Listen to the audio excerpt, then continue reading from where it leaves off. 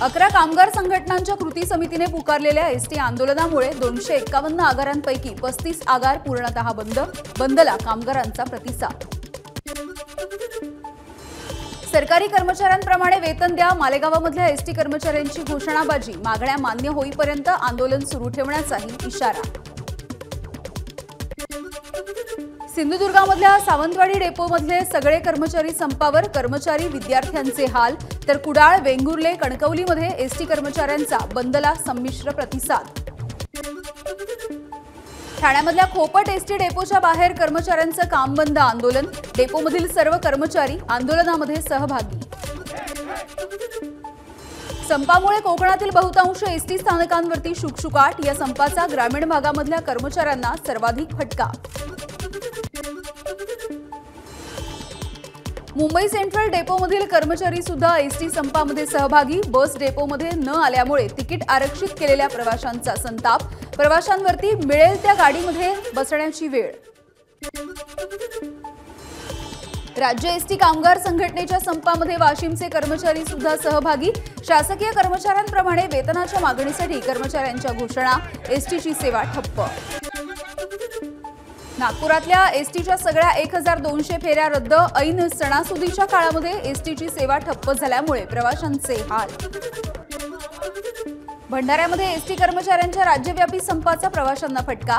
आज पोळ्याचा पाडवा असल्यामुळे तुरळक गर्दी. मात्र उद्यापासून महाविद्यालय आणि शासकीय कार्यालय सुरू होत असल्यामुळे प्रवाशांना फटका बसणार. अकोल्यामध्येही एसटी कामगारांनी पुकारला संप. अकोला आगारामधून एकही बस सुटली नसल्यामुळे प्रवाशांचा खोळंबा. छत्रपती संभाजीनगरमधून 500 एसटी बस धावतात. यापैकी सकाळच्या सत्रामधल्या 100 बस न धावल्यामुळे प्रवाशांचे मोठे हाल. सिडको, पैठण, वैजापूर, कन्नड या स्थानकांमधून बस धावल्या नाहीत. अमरावतीमध्ये एसटीचं चाक थांबलं आणि त्यामुळे सर्वसामान्यांना मोठा फटका. अमरावती आगारामधून एकही बस सुटली नसल्यामुळे प्रवाशांमध्ये तीव्र नाराजी. जळगाव जिल्ह्यातील 100% एसटी कर्मचारी संपामध्ये सहभागी. जिल्ह्यामध्ये एसटी सेवा पूर्णतः ठप्प. कर्मचाऱ्यांची एकत्र येऊन विविध मागण्यांसाठी जोरदार घोषणाबाजी. एसटी कर्मचाऱ्यांनी पुकारलेल्या संपामध्ये धुळ्यामधील 3000पेक्षा अधिक कर्मचारी सहभागी. आर्थिक बाबी, खासगीकरण अशा विविध मागण्यांसाठी कर्मचाऱ्यांचा संप. नाशिकमध्ये एसटी बंदचा टपाल खात्याला सुद्धा फटका. दररोज एसटीने पाठवले जाणारे टपाल आज मात्र संपामुळे जाणार नाही. सणासुदीच्या काळामध्ये प्रवाशांना वेठीस धरू नका, आंदोलनं मागे घ्या. मुख्यमंत्र्यांचं एसटी कर्मचाऱ्यांना आवाहन. चर्चेमधून मार्ग काढण्याचंही दिलं आश्वासन. भाजपचे आमदार गोपीचंद पडळकर आणि सदाभाऊ खोत यांचा एसटी संपाला पाठिंबा. आज रात्रीपासून आंदोलनामध्ये सहभागी होणार. उद्योगमंत्री उदय सामंत आणि एसटी कर्मचारी संघटनांच्या कृती समितीमधील बैठक निष्फळ. बैठकीमध्ये एसटी संपावरती कोणताही तोडगा निघालेला नाही. एसटी कर्मचाऱ्यांनी पुकारलेला संप महाविकास आघाडी पुरस्कृत. वकील गुणरत्न सदावर्ते यांचा आरोप. हे कष्ट न करणारे रिटायर्ड हर्ट लोक असल्याची सदावर्तेंची टीका. मुख्यमंत्री लवकरात लवकर एसटी संपावरती तोडगा काढतील. मंत्री अब्दुल सत्तार यांची एसटी संपावरती प्रतिक्रिया. एसटी कर्मचाऱ्यांना पुन्हा कामावरती रुजू होण्याचं केलं आवाहन. मुंबई गोवा महामार्गावरती 5 सप्टेंबरपासून अवजड वाहनांना वाहतुकीला बंदी. गणेशोत्सवाच्या काळामध्ये वाहतूक कोंडी टाळण्यासाठी 8 सप्टेंबरपर्यंत बंद ठेवण्याचे शासनाचे आदेश.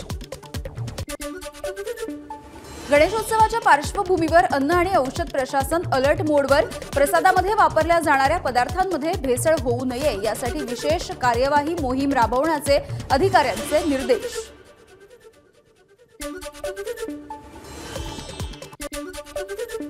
गणेशोत्सवाच्या काळामध्ये महानगरपालिका यंत्रणांनी अधिक सजग राहावं. बृहन्मुंबई महानगरपालिकेचे आयुक्त भूषण गगराणी यांचे निर्देश.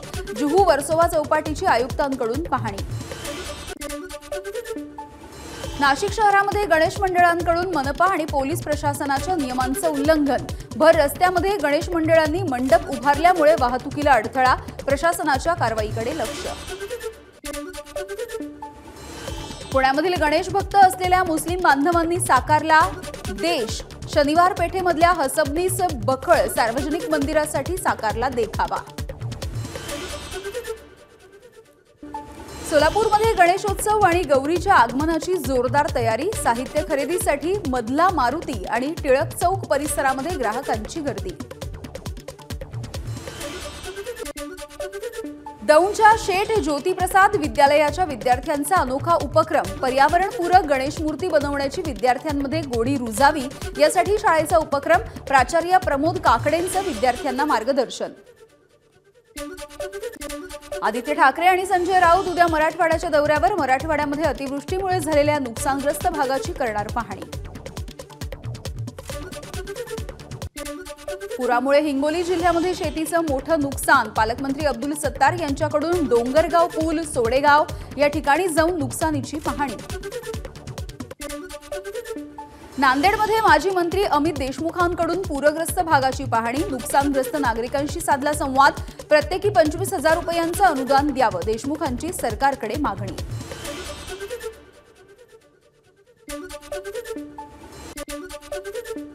अकोला जिल्ह्यातील पूर्णा नदीला सुद्धा पूर. गांधीग्राममधील शिवलिंग मंदिर पाण्याखाली. जिल्हा प्रशासनाचा नदी काठावरच्या गावांना सतर्कतेचा इशारा.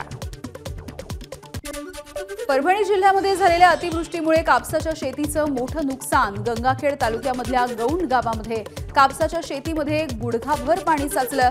शेतकऱ्यांकडून भरपाईची मागणी. छत्रपती संभाजीनगरमधल्या सोयगावामधल्या शेताला तलावाचं स्वरूप. 4 एकरवरची कपाशी पाण्याखाली. मुसळधार पावसामुळे शेतीचं अतोनात नुकसान. हिंगोली जिल्ह्यामध्ये झालेल्या मुसळधार पावसामुळे कापसाच्या शेतीचं मोठं नुकसान. इसापूर इथल्या शेतकऱ्याचा कापूस भुईसपाट. परभणी जिल्ह्यामध्ये अतिवृष्टीमुळे पिकांचं मोठं नुकसान. सरकारने सरसकट मदत द्यावी, नुकसानग्रस्त शेतकऱ्यांची मागणी. नांदेडमध्ये गोदावरी नदीला मोठा पूर. देगलूर नाका परिसरामधल्या बिलाल नगर परिसराला पुराच्या पाण्याचा वेढा. स्थानिक नागरिकांना सुरक्षित ठिकाणी हलवलं.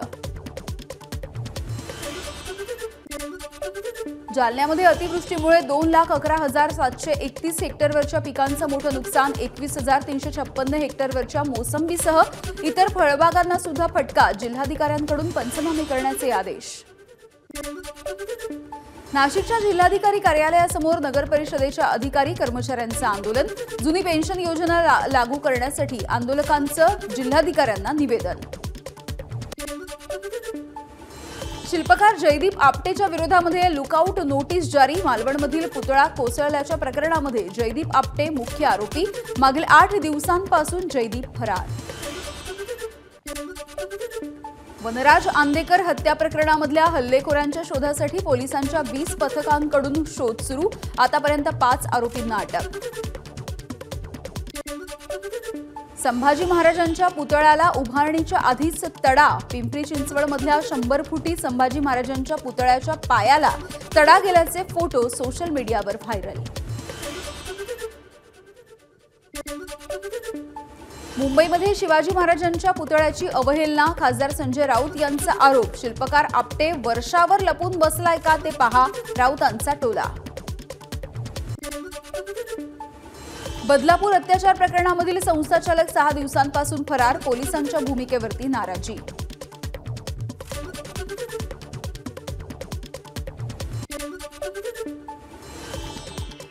पुण्याच्या खराडी परिसरामध्ये भीषण अपघात. डंपरची दुचाकीला धडक. या अपघातामध्ये दुचाकीवरच्या तरुणाचा जागीच मृत्यू.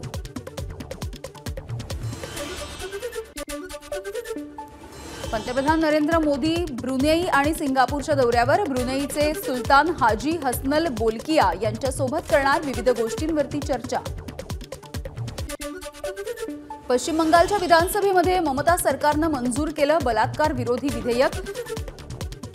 अपराजिता महिला आणि मुले विधेयक 2024 असं नाव. विधेयकामध्ये दोषीला 10 दिवसांच्या आत फाशीची शिक्षा आणि प्रकरणाचा तपास 36 दिवसांमध्ये पूर्ण करण्याची तरतूद. अभिनेता सलमान खानच्या घरावरती गोळीबार करणाऱ्या आरोपींना तुरुंगामध्ये दाऊद टोळीकडून धोका. आरोपी विकी गुप्ता आणि सागर पालच्या कुटुंबियांकडून त्यांच्या सुरक्षेची मागणी. प्रसिद्ध गायक हनी सिंगला जीवे मारण्याची धमकी. गँगस्टर गोल्डी ब्रारकडून व्हॉइस मेसेजच्या माध्यमातून धमकी. दिल्ली पोलिसांकडे हनी सिंगने दाखल केली तक्रार. छत्तीसगडच्या दंतेवाडा जिल्ह्यामध्ये नक्षलवादी आणि पोलिसांमध्ये चकमक। आतापर्यंत 9 नक्षलवाद्यांचा खात्मा। रायफलसह मोठ्या प्रमाणावर नक्षल साहित्य जप्त। सर्च ऑपरेशन सुरू। कंगना रनौतनं केली नव्या सिनेमाची घोषणा। कंगना आता भारत भाग्य विधाता या चित्रपटामध्ये काम करणार। या चित्रपटाची निर्मिती बबिता आशीवाल आणि आदी शर्मा करत असून लेखन दिग्दर्शन मनोज तापडिया करणार।